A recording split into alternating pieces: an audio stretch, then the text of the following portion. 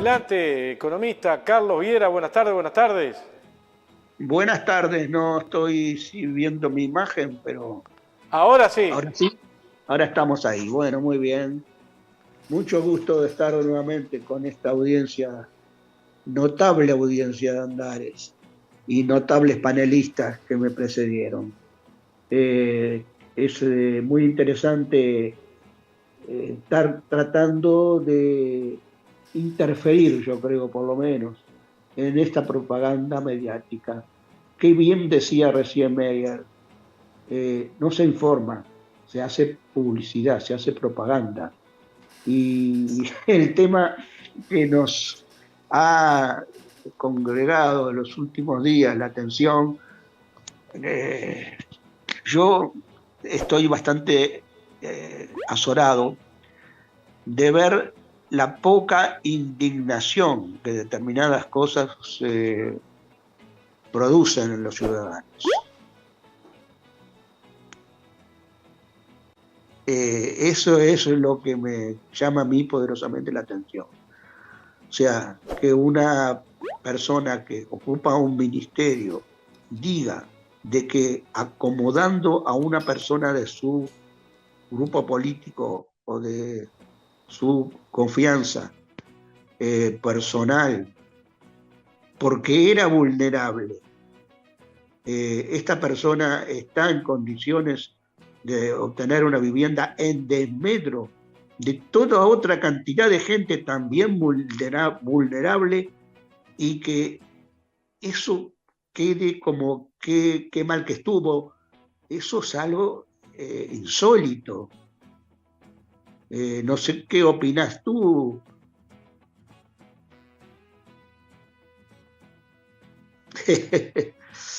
Qué propaganda. Y tenemos otros problemas, porque me estoy arreglando el micrófono que vos me estás mirando. Hay otro Por problema, la, como por ejemplo la inoperancia con el tema del agua y varios temas, y la gente como que, bueno, sí, capaz que se equivocaron, capaz que no, lo de Santiago González, lo del jefe, el jefe de la custodia de presidencia, jefe. Pasan cosas como que, bueno, y eso tiene que ver, me parece a mí, con la politización de la gente. el grado de despolitización de algunas Exacto. personas que no toman también esta cuestión como un hecho fundamental que ha tenido, hemos presenciado en la política, y que la ministra, además, ni que hablar del que planteó el que se acabó el recreo, parece que el recreo más poco ético, ese, ese es el que tuvimos presente en este momento, ¿no? Eh, la ministra dice que lo volvería a hacer y queda así de fresca planteando ese planteo, esa forma de proceder en política, esa forma de concebir la política que creíamos que estaba superada y que de alguna manera algún avance se podía haber tenido, pero no. Hemos retrocedido hasta en eso. Tenemos que soportar en este momento eh, la prepotencia, del desprecio, yo diría el desprecio a la gente. Eh, y cuando yo diría, qué bien tuvo el presidente en entonces pedirle la renuncia a la ministra. Bueno, yo me quedo con el refrán, dime con quién andas y te diré quién eres. Por algo estuvieron coaligados contra el Frente Amplio. Si estás coaligado contra el Frente Amplio y necesitas de ese caudal para sacar al Frente Amplio, pues señor, banque también usted, pues señor, hágase cargo, como tantas veces se ha dicho, hágase cargo de que la coalición tiene en su seno gente que tiene un concepto de la política muy degradado. Entonces, y gente que tiene un desprecio al ser humano. No digo los votantes, allá ellos, allá el grado de politización o de que quién sabe qué motivación tuvieron al votar a una persona que ya desde el arranque dijo que no, que de ninguna manera iba a hacerse tomar los fueros a su favor para no presentarse ante la justicia, que de ninguna manera iba a hacer eso, y luego lo hace, palabra de militar. Y entonces, ¿en qué estamos? Ahora, desde esa acción política, se justifica, se defiende, se llaman a indignación ellos, porque se procede de esta forma. Entonces, y lo que dicen, ¿qué le dicen al presidente cuando el presidente toma la resolución? ¿Qué le dice? Y por casa, ¿cómo andamos? Es el otro refrán que no quería traer, ¿no? Dime con quién andas y te diré con quién eres. Y el otro refrán que traigo a colación es, y por casa, ¿cómo andamos? Porque cuando tú tuviste casos de falta de ética y de corrupción en el seno del Poder Ejecutivo, bien que se escabullen, bien que no toman medidas contra los que tienen que caer, con los mayores responsables, bien que ponen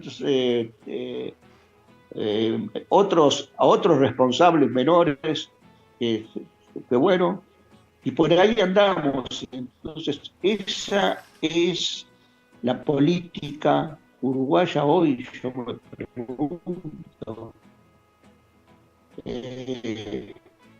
hemos luchado tanto para tener este nivel. Bueno, sé que sí, podría hoy hablar sobre muchas cosas. Bueno, el tema del empleo, ¿en qué está?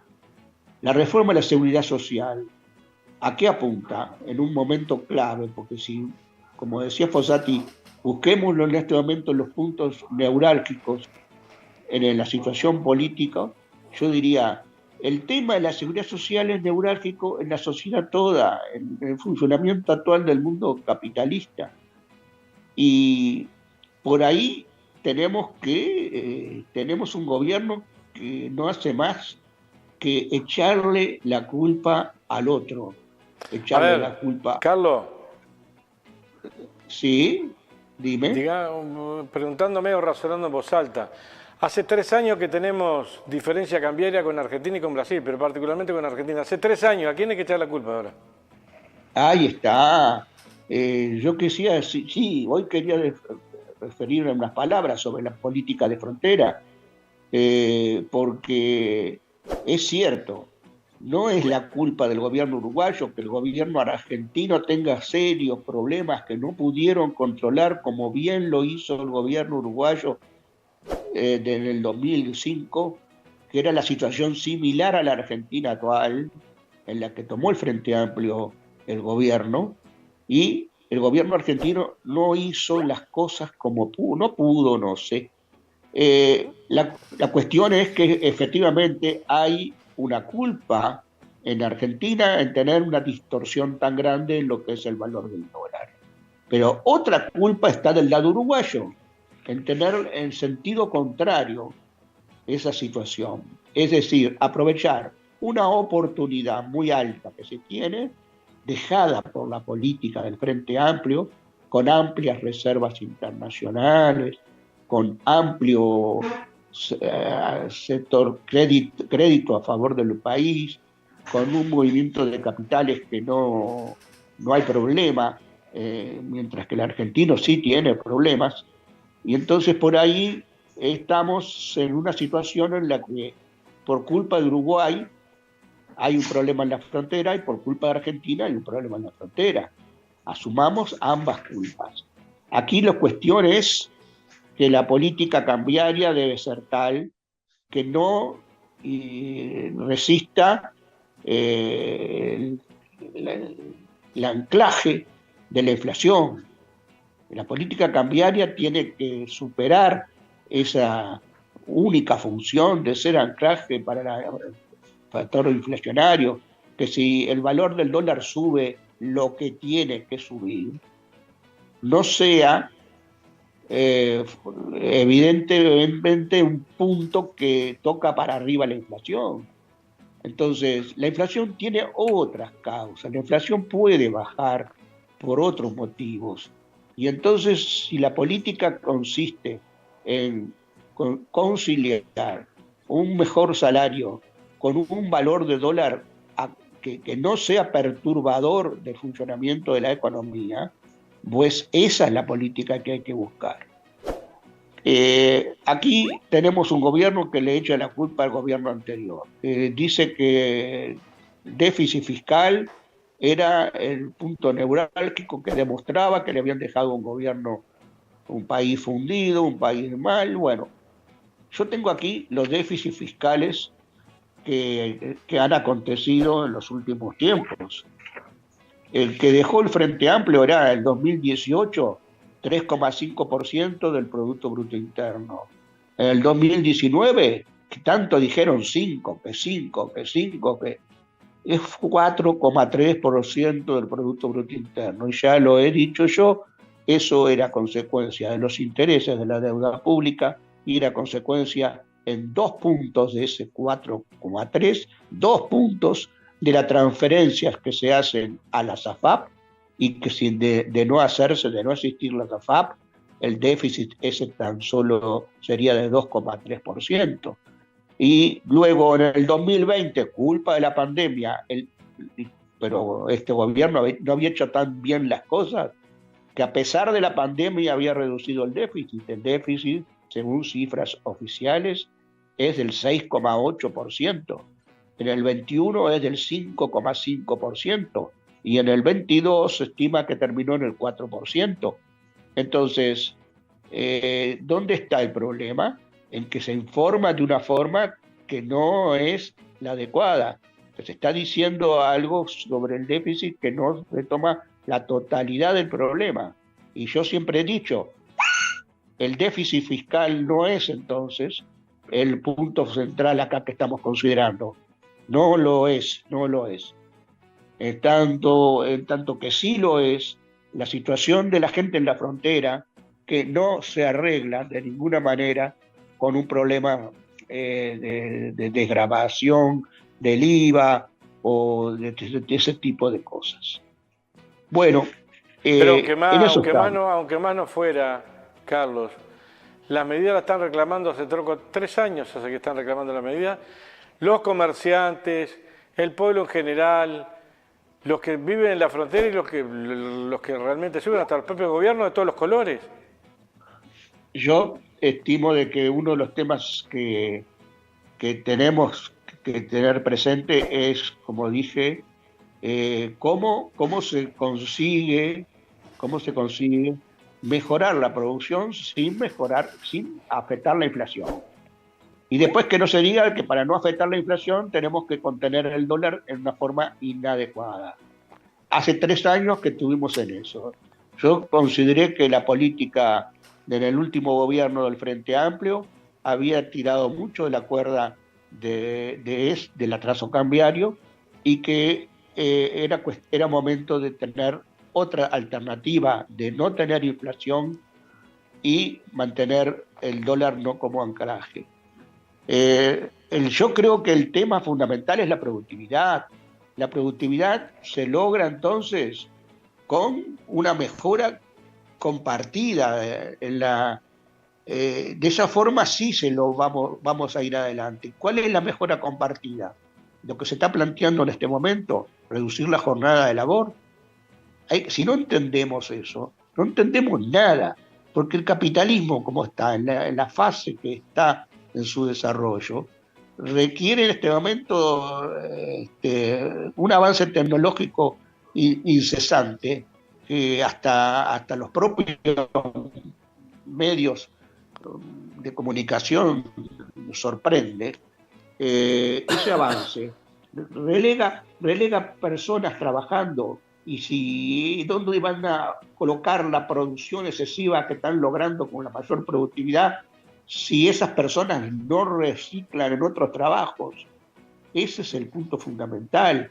O si no se abate la jornada laboral. esos son los puntos que me parece a mí que tenemos. Por algo el capitalismo está en crisis periódica. Esto va a explotar, no tenemos consumidores para la producción que se está obteniendo y tenemos una irracionalidad de tener un mundo que de repente tiene recursos suficientes como para alimentar y para que la gente tenga bienes y servicios en cantidad y calidad adecuados, y se tiene una disparidad enorme en la distribución del ingreso, concentración espeluznante, yo diría esa palabra, concentración espeluznante del ingreso a nivel global, que no tiene otra cosa, otra salida que una explosión. Entonces, digamos que hay que plantearse las cosas, centrarlas en esos términos, que lo que estamos atravesando es un momento crucial, efectivamente, en la historia. Sí, bueno, habrá habido muchos momentos cruciales en la historia, por lo menos en la que nos toca vivir.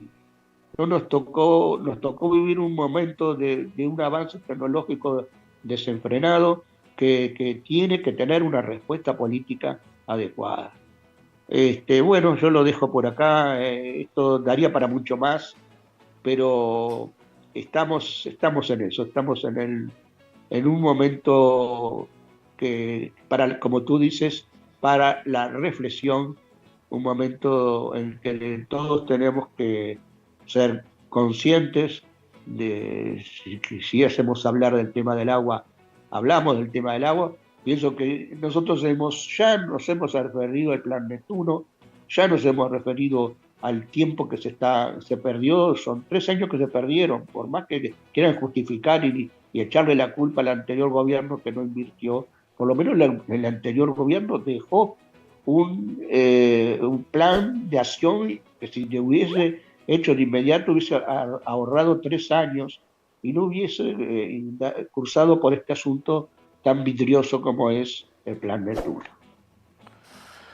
Pues la Intendencia de Montevideo tiene que invertir en agua y hay muchas cosas que el gobierno no lo está haciendo, no tomó previsiones de invertir antes, pero bueno, en esa estamos. No, pero la culpa siempre la tiene el otro. Mal de muchos, consuelo de tontos. Un abrazo, Carlos. Un abrazo.